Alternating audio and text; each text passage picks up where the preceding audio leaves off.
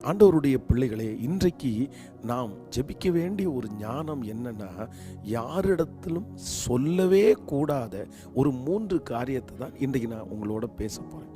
முதலாவதாக, உங்கள் பாவத்தை யாரிடத்திலும் நீங்கள் சொல்லக்கூடாது. ஆண்டவருடைய பிள்ளை, உங்களுடைய தவறுகளை, உங்கள் பாவத்தை நீங்கள் சொல்ல வேண்டிய அவசியமே இல்லை.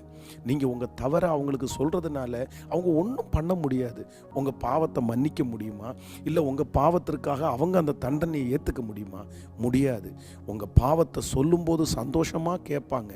அதற்கு பிறகு உங்களை ரொம்ப தப்பானவங்களாக பார்ப்பாங்க. உங்களை ஏதாவது ஒரு இடத்துல அவங்க சிக்க வைக்கிறதுக்காக பார்ப்பாங்க. ரொம்ப ஜாக்கிரதையாய் ஆண்டவருடைய பிள்ளை இருக்கணும்.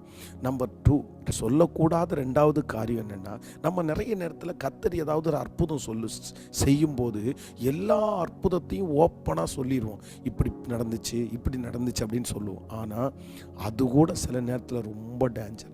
நிறைய பேருடைய பொறாமைக்கு அது காரணமாகும்.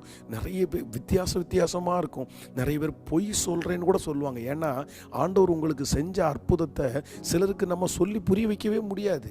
வெளியில் சாட்சி சொல்கிறதுக்குன்னு சிலது இருக்குது.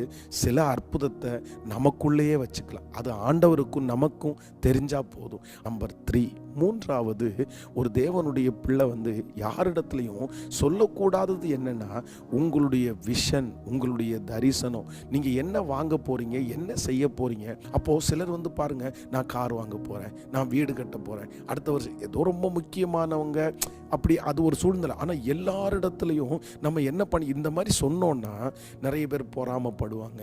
நிறைய பேர் அதை தடுக்கிறதுக்கு முயற்சி எடுப்பாங்க. அதனால் அது முடிஞ்சதுக்கு பிறகு அதற்கப்புறம் எல்லாருக்குமே சொல்லிக்கலாம். அதுக்கப்புறம் நம்ம அதை கொண்டாடிக்கலாம், தவறல்ல. அதனால் இன்றைக்கு ஒரு ஞானத்திற்காக ஜெபம் பண்ணுங்க. ஏசப்பா, நான் யார்கிட்ட என்ன சொல்லணும், யார்கிட்ட என்ன சொல்லக்கூடாதுன்ற ஞானத்தை கர்த்தர் உங்களுக்கு தருவாராக. ஆமென். God plus.